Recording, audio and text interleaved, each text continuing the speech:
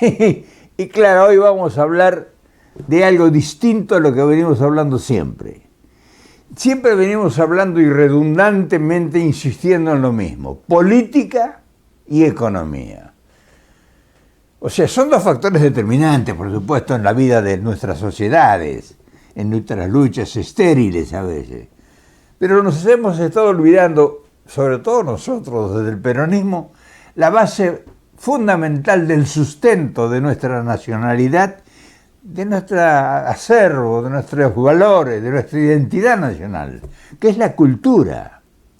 Pero no la cultura de los claustros, aquella cultura del espejismo, de la fanfarronería, de la opulencia, de la soberbia, del desprecio, aquellos que dicen: no, esos son unos brutos, no, esos son un aluvión zoológico, el pueblo no tiene educación, sino justamente de ese tema, desde la marginación social de las grandes mayorías, la cultura del pueblo.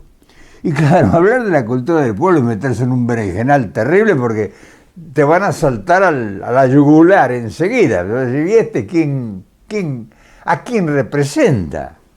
Y representa nada más ni nada menos que al pueblo. O sea, quizá no todos tienen el acervo, la prosapia de representar al pueblo. No es tan fácil. Pero bueno, ya dejémonos de prolegómenos y vayamos a lo que hoy traemos como mensaje. Los grandes fundamentos culturales de los pueblos está supuestamente en la educación primaria y secundaria mínimo, y en la capacidad que tengan los educadores de hacernos, ¿cómo te puedo decir?, hacernos partícipe de la lectura para enriquecer nuestro conocimiento. Pero hoy la lectura ha sido reemplazada por la imagen. La imagen ha traído un montón de desvíos, y esos desvíos ha alejado a la inquietud del conocimiento. O sea, lo que se adquiría en los libros, en los textos, hoy te lo muestran en imágenes desde la televisión, desde el cine. Y eso ha producido todo este desfasaje de la realidad. Entonces, nosotros como fundamento tenemos que tener alguna propuesta distinta, por lo menos si no es distinta, que sea tampoco original, sino que sea consecuente, que es mejor que distinta y que original, que tenga consecuencia. ¿Cómo se formó nuestro pueblo antiguamente? ¿Cómo me formé yo? Yo puedo hablar con fundamento y con propiedad de la formación de la gente que estaba fuera del sistema. O sea, nosotros éramos pobres y eso significaba una marginación de la sociedad. O sea, la pobreza no te daba ningún derecho nada más que agachar la cabeza y aceptar todos los desvíos de la mente de los que supuestamente eran los que estaban...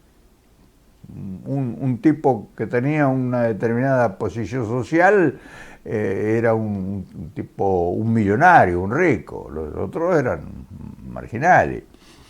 ¿Dónde estaba la cultura nuestra? Y yo tenía 7 años, más o menos 8, y los primeros reflejos que a mí me llegó de cultura fue cuando llegaba el circo al pueblo. Cuando llegaba el circo llegaba la alegría. Y entonces cuando llegaba la alegría, yo me acuerdo de aquellos tiempos y digo: bueno, ¿y la alegría ahora por dónde llega la alegría ahora? Donde ves rostros cetrinos, o sea, gente con las cejas pegadas a sus ojos, sus caras nada expresivas, o sea, el resentimiento en la imagen, en la presencia. O sea, el rechazo, no hay alegría, no hay sonrisa, no hay miradas complacientes, no hay ternura en el sentimiento. O sea, se fueron las alegrías. Y entonces, ¿cómo nacieron aquellas nuestras alegrías que se prolongaron por tanto tiempo y que nos dieron la felicidad? Y llegaban las primeras emociones a los pueblos. Mi pueblo tenía 1.200, 1.500 habitantes, Moquegua. partido de Chivilcoy, 120, 140 kilómetros de Buenos Aires, pero parecía que vivía en el último de los confines. Llegaba el circo. El circo traía tanta ilusión, era tanta la alegría que cuando aparecían los carromatos en aquellos tiempos, los carromatos con los circos, era todo un espectáculo ver armar el circo, empezar a ver esos palos gigantescos para nosotros y empezaban a colgar los cables, las tendencias y subían las lonas y subían y armaban la carpa. Las carpas, como en México eran las carpas, los circos. Cuánta risa, cuánta alegría, cuánta ternura, cuántos sentimientos, cuántas lágrimas se produjeron bajo de esas lonas. Esa música estridente, la banda de música ahí en el frente, el director de ceremonias que salía el que comandaba la orquesta, salía vestido con un látigo en la mano y todo eso y presentaba el espectáculo, que ahora fulano, que ahora el malabarista tal, que ahora el alambrista tal, que ahora el... Y así estábamos nosotros, enloquecidos al circo. Cuánta alegría, cuánta angustia, cuánto miedo ver ahí allá arriba a la muchacha caminando por el alambre con los palos haciendo equilibrio y que ya se moví, que ya... Cuánta angustia sostenida, cuánta cosa hermosa que se vivió. Y había 200 o 300 o 500 parroquianos en ese circo, en esa carpa, abajo de esa carpa, en los tablones sentados, con una atención, y allá estaba abajo, cerca del proscenio, cerca de la arena, como le llamaban, allá en la pista, estaban las filas, 10 o 12 filas de la platea. Unas sillas de madera simple, pero era la platea. Ahí va la gente rica, la gente que estaba en mejor situación económica. Nosotros íbamos al gallinero, que le llamaban el gallinero al tablón, o sea, a la platea del estadio prácticamente. Y entonces en esos circos se transformaba el pueblo durante una semana en un acervo de conocimiento, de sabiduría, de risa. Los payasos, los tonis del circo, con sus alegrías, con sus chachas, con sus cuentos, y el toni y el payaso y la burlesque de toda esa alegría. Cuántas carcajadas ingenuas. Y después venía la segunda parte, que era el teatro. O sea, el escenario allá delante del circo, el escenario sería un escenario de unos 10 metros de ancho, y ahí se presentaba una obra de teatro. Y ahí estaban los actores, o sea, la otra parte del circo, no la parte activa que trabajaba en pista, sino el que trabajaba en el teatro del circo, con su apuntador ahí abajo y el teatro. Y nos presentaban obras clásicas de la literatura gauchesca. Y ahí vi por primera vez al Juan Moreira, y ahí vi el Santos Vega, y ahí vi el Conventillo de la Paloma, y ahí vi teatro. Por primera vez en mi vida vi teatro. Y me emocionaba con el teatro porque los veía esos gauchos peleando, sacaban sus dagas y sus peleas y sus... Tan lindo eso, tengo 90 años y los recuerdo como si fuera ayer. Entonces, se ha ido perdiendo todo, se perdió todo eso, ¿Por qué se perdió todo eso? ¿Por qué nosotros, que somos los guardianes supuestamente de nuestra cultura, nos hemos inculturizado? No digamos ya que no editamos autores argentinos. O sea, a las editoriales internacionales no les interesa promover un autor argentino. Yo hace 10, 15 años que ando peregrinando con un libro bajo el brazo y no he encontrado quién. Ahora recién lo van a editar, lo van a publicar, pero ¿cuáles son los autores argentinos? ¿Acaso 3 o 4 publiquen? siendo que hay tanto talento y tanta capacidad. Pero bueno, no nos salgamos del tema. Entonces, las primeras grandes obras de Alberto Bacareza, todo el corolario de Alberto Bacareza, que era extraordinario, desde el Conventillo de la Paloma, la Casa de los Batallanes, qué sé yo, Santos Vegas, el Conventillo no sé qué, el italiano no sé de cuánto, y ahí vimos desfilar todos los cocoliches, o sea, todo el advenimiento de la emigración en sus personajes. Estaba el italiano, estaba el turco, estaba el gallego, estaba el francés, estaba el español.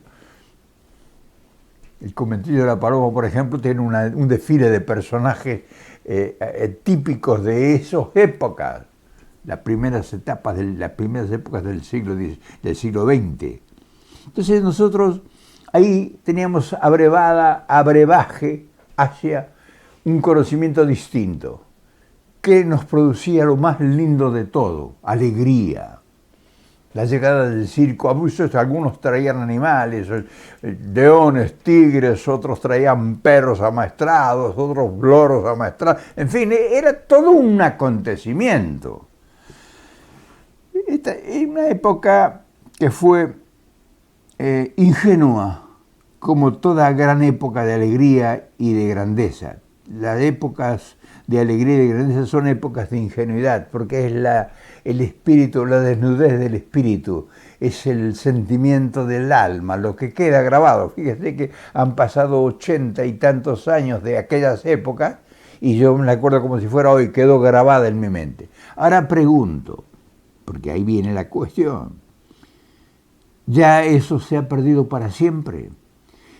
¿Ya llega alguien a los pueblos con esa impronta de alegría para ponerles sentimientos distintos a la amargura y al dramatismo de estos tiempos? Para nada. Si acaso va alguna obra de teatro de gira a las grandes ciudades. Se presenta en las capitales, en las ciudades importantes, una obra de teatro que se dio en Buenos Aires, pero solamente en las grandes ciudades. Pero los miles de pueblos con 1.000 o 2.000 habitantes, o 3.000 o 5.000 habitantes, muy escasa presencia del espectáculo de las luces, del espectáculo de la cultura. O sea, ahí es donde el gobierno nuestro, o sea, nosotros debemos, porque nosotros somos gobierno, te guste o no te guste, o sea, los que están ahí en la Casa Rosada y en el Parlamento y todo son empleados nuestros, no son los que ellos se creen ser, son empleados nuestros, o sea, nosotros somos gobierno, porque nosotros somos los que designamos a quienes nos van a representar, y entonces nosotros no hay dentro de nuestro acervo, de nuestro fundamento, de nuestros principios, el retomar aquello que fue señero en el fundamento cultural de nuestra nacionalidad. No. Entonces, de toda esta propuesta que estoy hablando, tendría que venir una aproximación para qué es lo que sería ideal. Y claro, ideal sería adaptar aquellos tiempos remotos que fueron tan determinantes con la realidad actual. O sea, la realidad actual tiene una dinámica distinta y un interés distinto. O sea, es costosísimo, sería costosísimo llevar el espectáculo de la dimensión que se requeriría a todos los pueblos, pero sí se puede hacer. Y entonces ahí entraría un gran proyecto cultural de la nación. O sea, ya no intervendría el factor privado. Entonces, la nación podría fomentar este tipo una nueva corriente de espectáculo que generaría incluso generaría una fuente de trabajo extraordinaria, porque cuántos actores y actrices, cuánta gente de la parte organizativa, de la parte estructural de un espectáculo. Montar un circo, por ejemplo, es una cantidad de gente que intervendría. O sea, se generaría una fuente de trabajo extraordinaria que sería retroalimentada, porque llega a un pueblo de 1.500 o 2.000 habitantes, como hay muchos, muchísimos, y genera todo un movimiento eso. Y claro, no alcanzarían las entradas porque el tema sería hacer una convocatoria popular. O sea, no se puede ir a pagar un precio en un pueblo de esos como se paga un precio en Argentina, en Buenos Aires, por ejemplo, en un teatro. Entonces ahí es donde tendría que intervenir el Estado y sobre todo la Secretaría de Cultura. O sea, tendría que tener un elenco estable de miles de actores, de actrices y actores, y todo el compendio, que tuviesen un sueldo nacional, así como lo tienen un sueldo del Estado, un sueldo oficial, los músicos de los teatros, Teatro Colón, por ejemplo, Teatro General San Martín, ¿eh? Hay músicos que tienen, las orquestas del Estado tienen un sueldo, los músicos, y los bailarines de los teatros, en fin, tienen un sueldo nacional, un sueldo mensual. Entonces pudiera ampliarse eso para que se formen incluso cooperativas de teatro, fomentadas y sostenidas por el gobierno, o sea, financiarle todos los equipos, las carpas, todo lo instrumental que se requiere para montar un teatro de esos de la legua, un teatro ambulante, porque un circo o una carpa, al fin y al cabo, es una forma de teatro ambulante. Pero ¿cuánto lograríamos nosotros culturalmente en beneficio de nuestras poblaciones totalmente marginadas en este momento? Y claro, se pondría en los pueblos precios muy populares. O sea, lo único que se pondría un precio, por ejemplo, el valor de lo que vale $1, 45, 50 o 70 pesos, la entrada, que no serviría no más que para pagar la luz, de que demandaría la inversión en el circo, que llegue a una población. Y lo demás sería sostenido por una cooperativa que vería la forma de armonizar los intereses. O sea, esto es una cuestión económica que se debiera estudiar para que realmente no se sienta, que no sea un peso, pudiera ser patrocinada incluso por los gobiernos o pudiera ser patrocinada por las grandes empresas. Una gran empresa pudiera ser la patrocinadora de un circo y que se le descuente de los impuestos. O sea, si una empresa paga, por ejemplo, $10 millones de impuestos, vamos a decir, por decirte, una empresa, Pepsi-Cola o cualquiera, que ese impuesto sea deslizado para fomentar la cultura popular. Entonces estaríamos nosotros cumpliendo dos funciones extraordinarias. Claro, el gobierno necesita el impuesto para mantener vagos ahí en el Congreso, ¿no? Pero bueno, eso sería cuestión de ponerse a pensarlo y a planificarlo en serio. Yo quería hoy hablar de otra cosa, porque la gente necesita volver a la alegría. Y es muy importante que nosotros, los que estamos observando en la distancia y que vemos que lo que falta fundamentalmente y que carece en nuestra sociedad es alegría, es reírse, volver a tener esa ingenuidad que ya tanto ahora nos damos cuenta que tanto nos hace falta.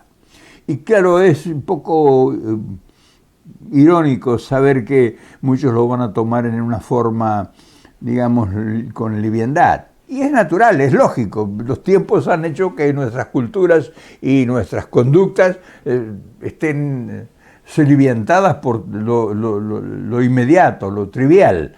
Así que no es tampoco para ofendernos. Pero sí, los que realmente tienen visiones constructivas y que realmente saben que la base cultural de una sociedad es la que va a sostener en última instancia los estados de humores, del sentimiento de cada uno de sus habitantes. Nosotros bregaríamos por tener el tema sobre el tapete. y que aparezcan, porque hay gente muy, muy conocedora del tema del tema circense, todavía vivos. Hay gente de circo, veteranos como yo, por supuesto, pero que sí tienen grandes conocimientos. Y hay grandes valores argentinos en el mundo trabajando en circos. El Circo de Soleil, por ejemplo, tiene una trupe, pero no te diría que sería hasta como el 10, el 15% de bailarinas y bailarines y acróbatas argentinos. Uno de los circos más grandes. Esa gente ahora está sin trabajo. Circo del Soleil, el circo canadiense tan extraordinario, no tiene ahora, se ha disuelto. Y hay una cantidad de argentinos que pudieran ser de la partida en este nuevo proyecto que debiera ser oficial. O sea, el gobierno argentino debiera retomar esa cosa, ya sea el circo, como se conoció en sus tiempos de gloria, o circo y teatro, para que sea, por ejemplo, que haya una corriente nacional de compañías teatrales que lleven el espectáculo a los pueblos. O sea, que se arme un tinglado, que se arme hay carpas ahora modernas que se hacen en un rato y que pueden ser un teatro ambulante, y que puede participar, llegar a un pueblo de 1.500, 2.000 habitantes y hacer una función, 2 funciones o 3 funciones en los fines de semana. Y entonces estaríamos nosotros, el gobierno argentino estaría ocupándose de un rubro que está totalmente hoy dejado de la mano de Dios. O sea, la cultura en la Argentina hoy ha sido prácticamente marginal. O sea, ¿qué movimiento cultural de importancia que tenga acceso la gran mayoría del pueblo? Está preocupado el gobierno y está realmente, no sé, a lo mejor sí hay, pero no se conoce mucho, por lo menos en los medios de comunicación no se habla de que hay un gran movimiento cultural oficial. Y eso sería interesantísimo ponerlo de relieve y poner gente activa que se ocupe de esto y que realmente proponga, porque lo que se necesita ahora es hacer de la nada una nueva opción en la rama cultural del teatro, sobre todo del teatro y del circo. Del circo, porque el circo llega a grandes mayorías y lo que hay que llevar a nuestro pueblo entristecido es alegría. Y la única forma de que le van a llevar alegría es haciéndolo sonreír por lo menos. En fin, yo quería traerte hoy una cosa distinta porque considero que todo esto es muy importante y que hay gente muy capacitada entre ustedes, que a lo mejor esto les sirve de la chispa, y hay gente que conoce a otra gente que sí sabe de esto. Quizá no sería nada extraño que en un tiempo relativamente corto nos sorprendamos con una nueva corriente de un movimiento cultural que hasta ahora estaba ahí durmiendo en el sueño de los tiempos, y que hay un acervo, hay una historia, hay un recuerdo y hay una presencia que está con fantasmas que todavía se pasean por los pueblos, llevando la alegría que tanto bienestar y tanta satisfacción nos produjo a nosotros que éramos los que estábamos fuera del sistema. En fin, mañana nos volvemos a encontrar porque siempre habrá algún tema distinto y diferente del cual el protagonista no soy yo, el protagonista son ustedes. A ver si un día nos sorprendemos todos porque de ustedes partió alguna idea innovadora y realmente que sea digna de festejar. Mañana nos volvemos a ver, por supuesto.